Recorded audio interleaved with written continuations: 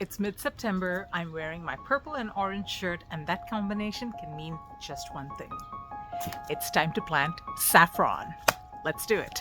So if we haven't met before, my name is Tara and I live in the Bay Area, and this is my 4th year growing saffron. So I've been growing saffron ever since September 2021 when I got my first set of 20 corms from Renee's garden. Nice, beautiful, large corms. And ever since then, they've been multiplying like crazy every year. But saffron does have a dirty little secret, and I have actually created a video all about that, which I will put a link to, which I discovered last year. Anyway, we'll check out to see whether they've multiplied again this year, whether there are some large decent corms that I can plant. Then we'll go ahead and plant it. I've actually prepared a bed in ground this time to plant my saffron. I've been growing it in containers for the most part, except in one little patch where I planted some teeny tiny little baby daughter bulbs last year, and I want to see what they did in ground as well. So let's go do all of that. Okay, so this is the pot in which I planted 7 large, decently large sized bulbs last year, and I'm just dying to see how they did. And I planted some, I'd say, medium to small sized bulbs over here, but let's see how the 7 bulbs have multiplied. Let me bring you up a little closer. Okay, the moment of truth. This is all the saffron fronds. There is a lot of it that just sort of turns into mulch after the season is over. And let's take a look. I can see some already.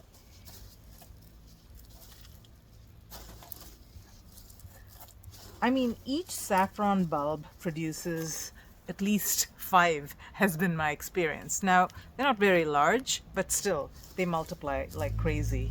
There's another. And yet another. So that's like 7 of them altogether so far. That's a nice, decent sized bulb.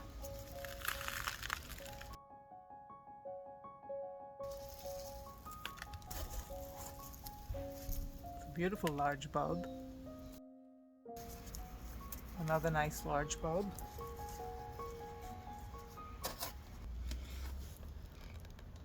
Okay, let's go ahead and count these up and see how many bulbs we got from our initial 7 bulb investment. I went ahead and I sorted them and I counted them up, and out of the 7 bulbs I now have 42. So that is 6 times the original number of bulbs.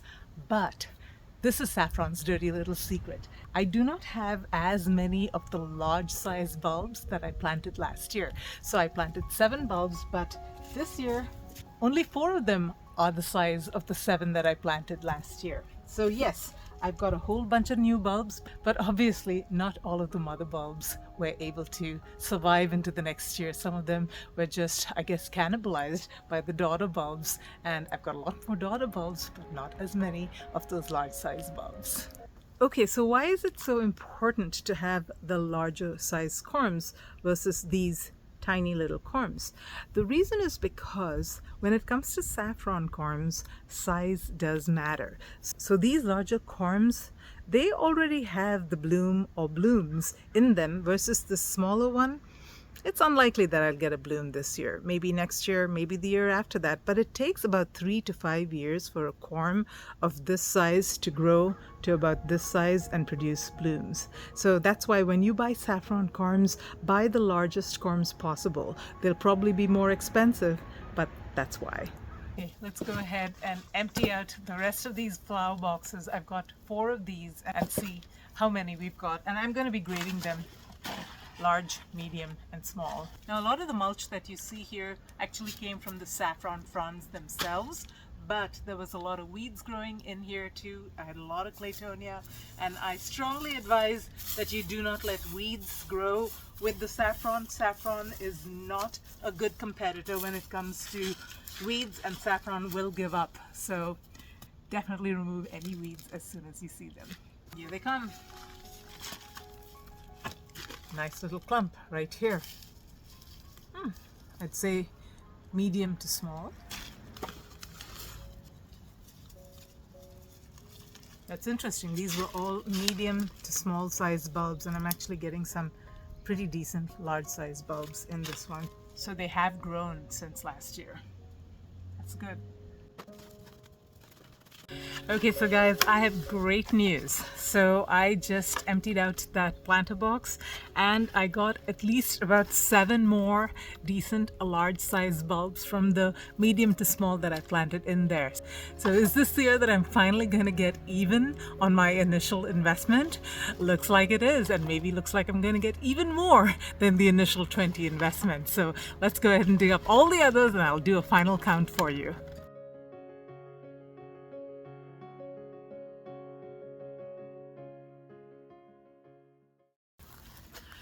I am done harvesting and I have gotten, oops, a lot of bulbs.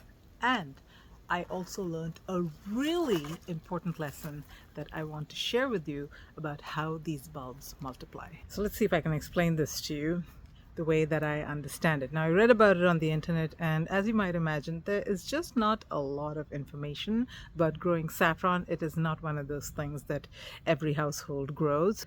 So a lot of it came from Reddit, from Quora, from farmers of saffron.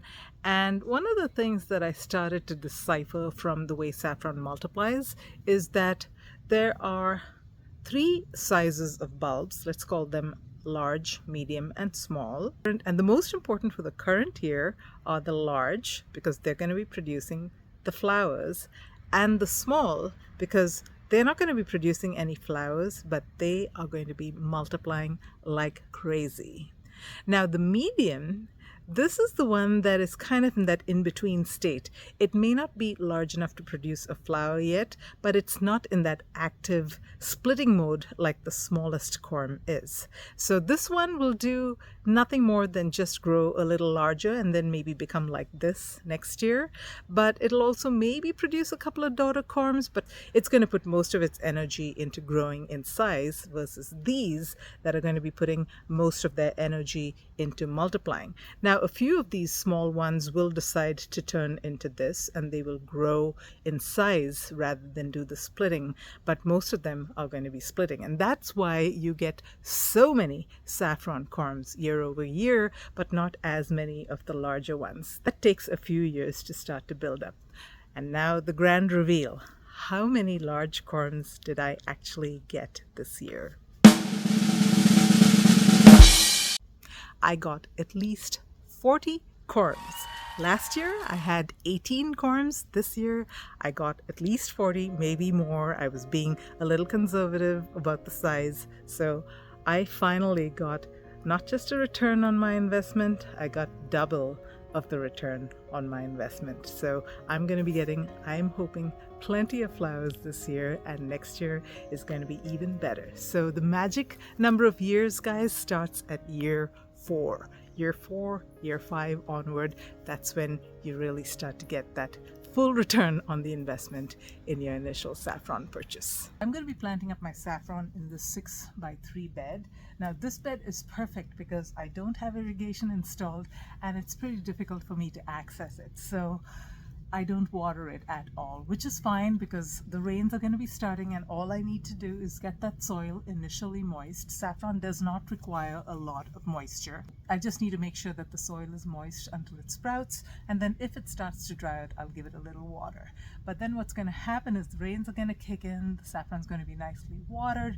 Saffron really does not need a lot of water at all, and it does not require much soil either, but the soil needs to be well draining. Just about 4 inches of soil is all that saffron needs, but really well draining. So I have amended this bed. I've added compost. It has got some of my native soil in it as well, which will supply any nutrients that it needs, but saffron really doesn't need much fertilizer. It's got everything that it needs right here in this bulb.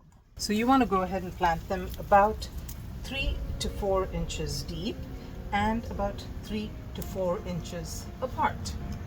I'm going to be planting the large corms in this bed.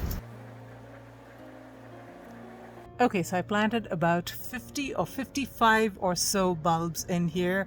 About 40 of them were large.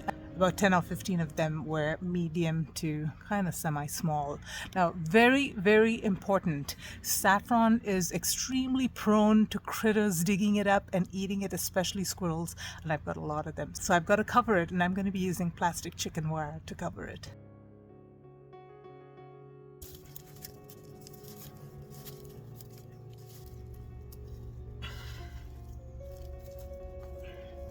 All done. Now let's go see how our teeny tiny in-ground saffron bulbs did. So here's the spot where I planted a whole lot, probably at least about 50 teeny tiny little saffron bulbs last year. But before we dig in here to see what we got, I sure would appreciate a thumbs up if you're getting any value from this video. It really helps support the channel, so thank you so much. All right, let's dig it up. Okay, I can see right off the bat a little tiny bulb. Digging further down, this soil was really dry and hard, and I actually had to come in this morning and moisten it up a little bit.